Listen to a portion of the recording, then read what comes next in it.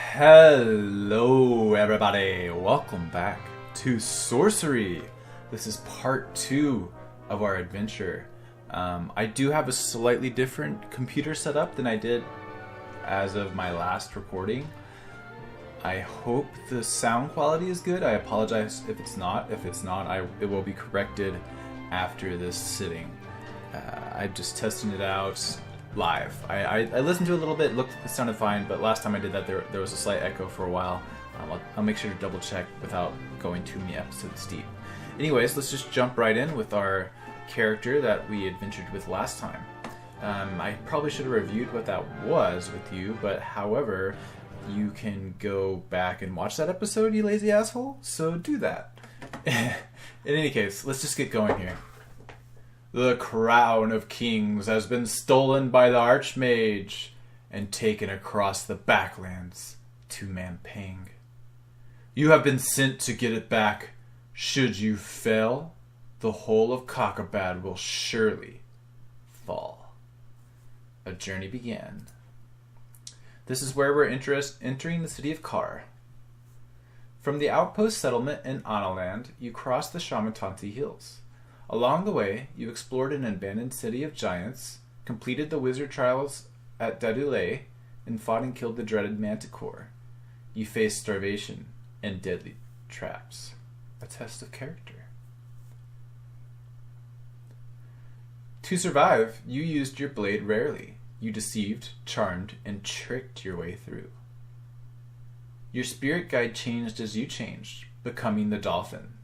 But now, all of that seems a distant memory, for you are approaching Kar, the city port of traps. I don't know what that means. Founded on a ford of the Jabaji River, Kar was once a camp for the pirates who ambushed merchants sailing from Lake Lumley to the sea. But the camp grew. It became a village. The village became a town. And now Kar is a magnet for ne'er-do-wells and thieves, ruled over by a council of villains. Let the city do its worst. For adventuring we go. Wow. Oh my god, that's huge. It is a place of treachery and traps. You have to be constantly on your guard as you cross. Your goal is the North Gate, the only entrance to the backlands, and the next stage of your journey. If your quest is to succeed, you must enter the city port of traps and make it out alive. Bum bum bum ba-da-dum ba-da-da-da-da-da ba-da-da-da-da-da. Steve Jackson's Sorcery. Kar, city port of traps. This game could really do with some more background music, really. I do like the sound effects, but man, look at this place. So we're trying to hit North Gate and go to the backlands. Oh my god, it's huge. How long do you think a city like this would take to travel through? On foot, right? Of course. I mean, it looks to be bigger than downtown Austin. Like, let's say like this path is downtown Austin. We travel from one end to the other. That would take, what, 2 days? So maybe a 3-day trip on foot? Or is that stupid? It might be more like 2 days. Yeah, 2 days, I'd say. So I wonder how this is going to work, because do we just not have the whole stamina type thing going on? Because a big part of that was we were traveling through the entire countryside, and this isn't quite as big, is it? We just have to look out for traps, I guess. Alright, let's just get going. Twilight already. The great city of Kar has loomed large on the horizon all day, but has been slow to reach, the path tracing great loops back and forth through a deep, narrow pass. Walk on. You have not seen a living soul since you left the Sven, so you are naturally cautious when you round a bend in the path and see a beggar, crouched low against a rock, muttering to himself. Remember, we don't have Jan with us, so we can't actually cast spells now. In my other playthrough, Jan was still with us. I wonder how that would affect everything. He seemed like not a bad thing, besides the fact that you couldn't cast magic. Like, he wouldn't do any harm and might help you out even. I'm sure you can make friends with him if you tried, and there would be pros and cons to it, just as there is. But I like the spells in this game, so that's what I'm going to keep on focusing on. The Beggar. You stop out of sight behind an outcrop. Oh, and remember, we have 2 keys with us. Actually, let's have a look at those while I'm thinking of them to refresh our memory on what they actually are. No, not that. Magical items? No. Weapons? Oh, that's weird. It's not even going to show. Oh, here it is. Keys. So you have a car gate key. It is the key to the gate of car that you were given by the Sin Chief. So we can actually get in. We have a copper key. Oh my god, this fucking music. 1 second. I had to turn the music off. It's fine music, but it's so sparse and so loud when it actually happens. I just can't deal with it.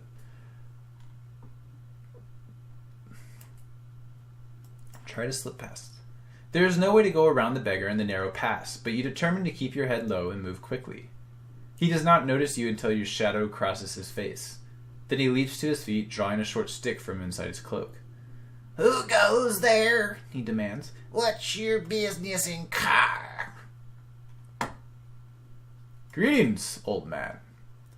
"Enough of your greetings," the beggar spits back. "I asked you a question.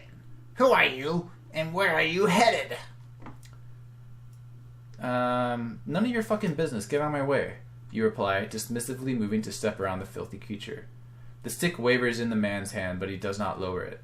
"I asked you a question," he says, with all the courage he can muster. "Answer me, or you'll face the consequences."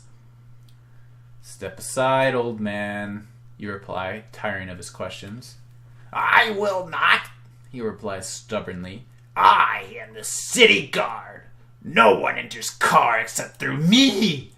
And then, despite his age and clear ill health, he comes at you, waving his stick. I won't fight you. Just get out of my fucking way, you dildo.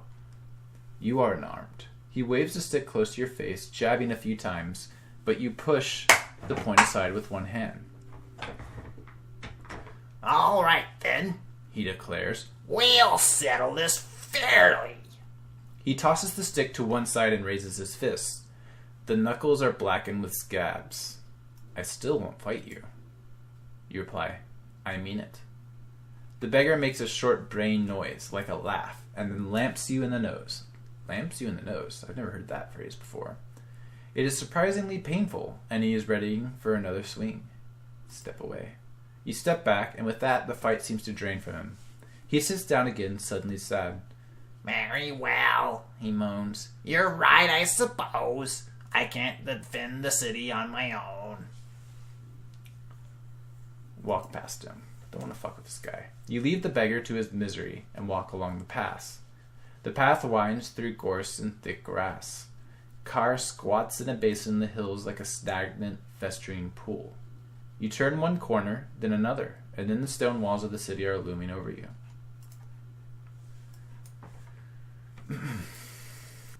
Before the entrance is a wide, open area that will take a few minutes to cross. You could scramble up the slope to the right to get a better view of the wall. Yeah, let's get a better look. Climb the slope. City Porter traps, after all.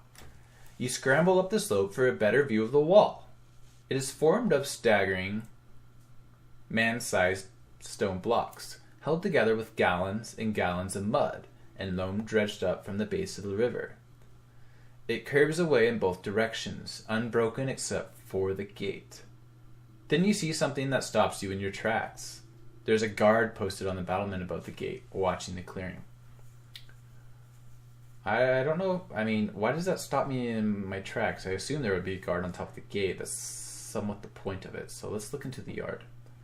You look beyond the wall into the south gate yard. It seems to be empty. A perfect moment to break in then. Why do I need to break in? Wait, why am I breaking into this place? Hello? What?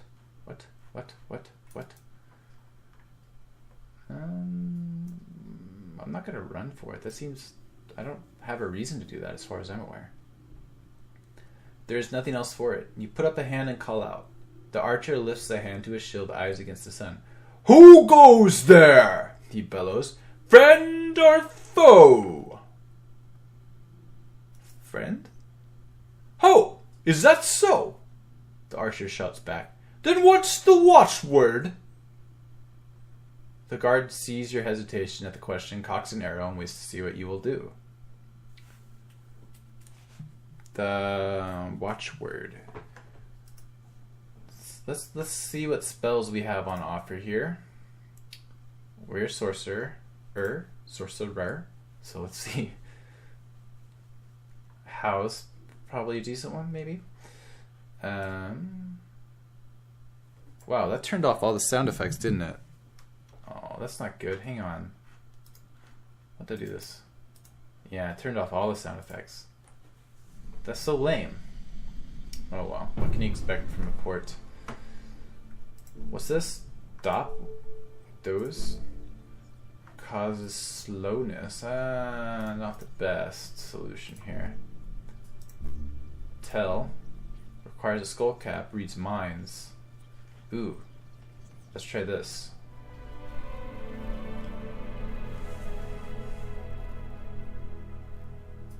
You slip on the skull cap that you bought in Dumpus and cast the spell.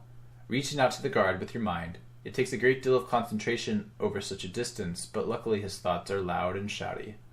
Cantopani. I'll shoot him if he doesn't give me the watchword. You remove the skull cap. Talking to people will provide clues to help your quest. You can review your clues on the inventory screen. The guard takes careful sight with his next arrows and waits. Give the watchword. Cantopani, you call. The guard considers this for a moment, then lowers his bow. Approach! You have found one new clue! A clue! Do we have a clue item? Clues! The watchword for the wall is Cantopani. Alright, cool. You can approach the gate. The south gate stands before you. It is as tall as 2 men and would be broad enough to ride 3 horses through, if only it were open. But instead, it is locked, and there is no other way into the city. Luckily, of course, you have a key. Unlock the gate with the Zvin Chief's key. You quickly remove the Zvin Chief's key from your pack and slip it into the lock. The tumblers click as the key turns. Wait. You wait a moment, heart pounding in your chest. Has anyone heard you? You hear nothing through the door. Wait and listen a little longer. You keep waiting. Then you hear them. Voices in the yard. One strides over to the gate and checks it. You hear his voice. The gate's unlocked. A moment later, the gate is thrown open and you are staring into the face of a guard. He is rigid with surprise. Then 2 more arrive and they act. Strong, expert hands grab your wrist. You are dragged, pulled, and forced into a low stone building just by the gate. Wonderful. We're in prison. Should have ran in. The door of the stone building is slammed, and the lock turns over behind you. You look around.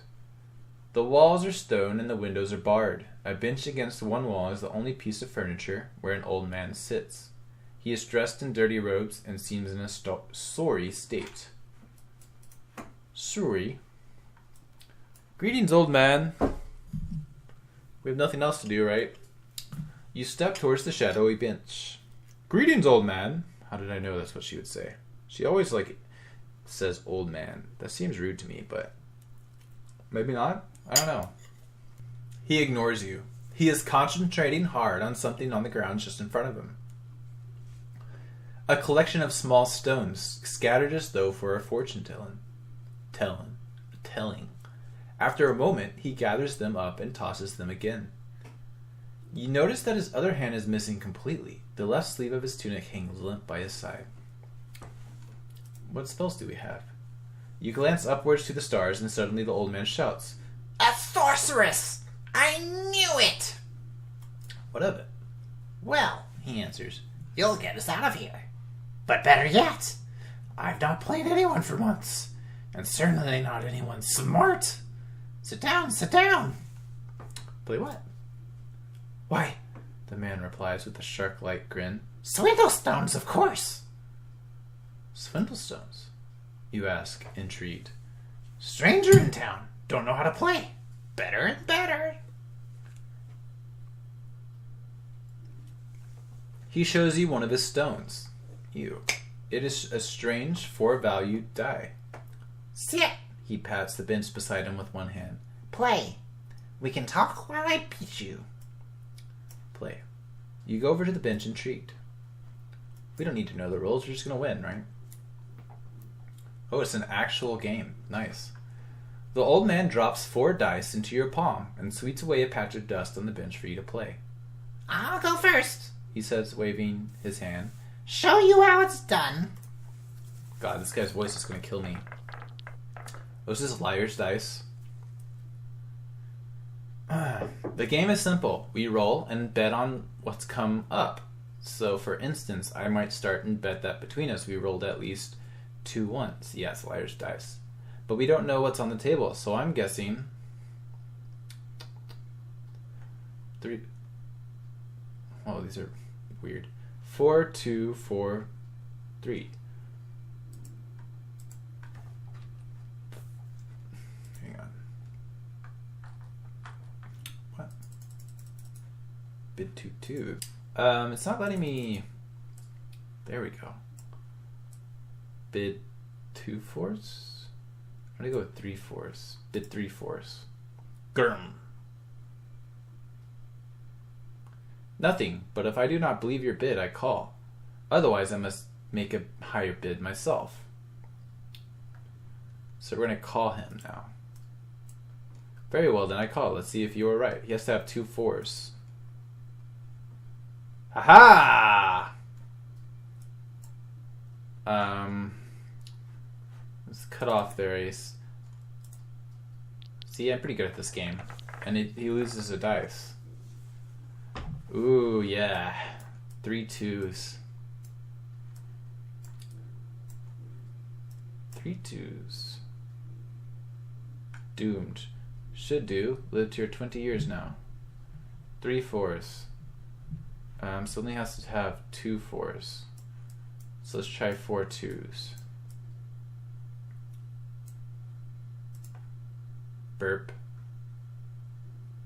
You need a better line face. Call. Reveal dice. He needs a 2. Yeah! Bitch. Bitch. We got kind of lucky, but at the same time, 1 4. So let's go with 3 4s.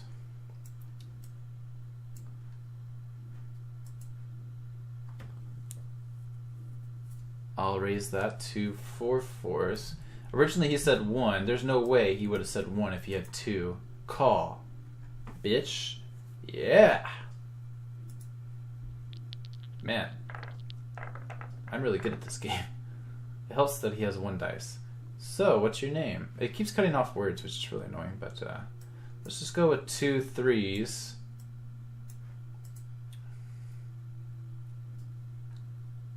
Haha. Loser. He didn't win a single time.